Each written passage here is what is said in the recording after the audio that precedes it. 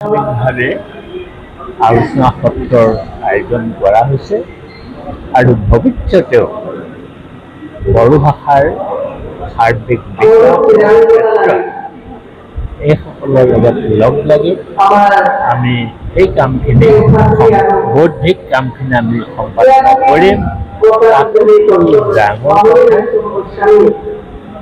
ভূপেন হাজৰিকাৰ ভূপেন্দ্ৰ সংগীতখিনি বড়ো ভাষাত অসম সাহিত্য সভাই প্ৰকাশ কৰি উলিয়াব আৰু লগতে ভূপেন হাজৰিকা সম্পৰ্কে এইবিলাক প্ৰবন্ধ বিভিন্ন ঠাইত দেখা হৈছে।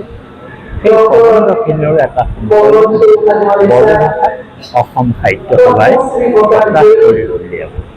লগতে অসম সাহিত্য সভাই সেইদিনা আমাৰ সকলোকে কঢ়িয়াই আমাৰ মাজৰ পৰা গুচি যোৱা তৰুণ বড়োদেৱৰ মৰণত এটা বঁটা অহা দুলীয়াজান অধিৱেশনত তাৰ আগতে আমি প্ৰদান কৰাৰ কথা অসম সাহিত্য সভাৰ মূল দৰ্শকটোৱে হ'ল যে বড়ো ভাষাৰ উন্নতি হ'লেহে অসম সাহিত্য সভায়ো অসমীয়া ভাষাৰ উন্নতি হৈছে বুলি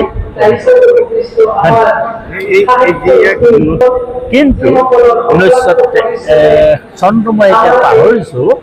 বড়ো ভাষাৰ লিপি সম্পৰ্কে আপোনাসকল চাগে জন্মই হোৱা নাই তেতিয়া লিপি সম্পৰ্কে এটা ডাঙৰ সমস্যা হৈছিল। তেতিয়া মই যোৰহাট শাখা সাহিত্য সভাৰ সম্পাদক হৈ থাকোঁতে বড়ো ভাষাৰ বাবে এই দেৱনাগৰী লিপিয়ে যে আটাইতকৈ উৎকৃষ্ট হ'ব এই বিষয়ে অসমৰ বিজ্ঞজনক নিমন্ত্ৰণ কৰি মই আলোচনা কৰিছোঁ।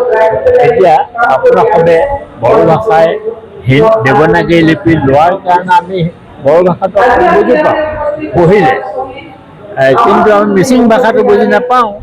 গতিকে এইটো এটা আমাৰ কাৰণে ইতিবাচক দিশ বুলি মই আজি আমি কথাটো ভাবি পেলাই ঘোষণাহে কৰিছোঁ। আমাৰ ফেব্ৰুৱাৰীত অধিৱেশন হ'ব, তাৰ আগতে আমি বঁটাটো দিম। এই মাত্ৰ ভাবিছোঁহে, পৰিকল্পনাটো আমি কৰিম, কিন্তু এইটো আমাৰ ইতিমধ্যে আমি কৰিছোঁ যে ভূপেন্দ্ৰ সংগীতখিনি বড়ো ভাষাত আমি এমাহমানৰ ভিতৰত উলিয়াব পাৰিম আৰু ভূপেন হাজৰিকাৰ বিষয়ে লিখা প্ৰবন্ধৰ যিটো সংকলন আমি এমাহমানৰ ভিতৰত উলিয়াই দিব পাৰিম। আজি বিভিন্ন বিষয় মামনি ৰয়চম গোস্বামী আৰু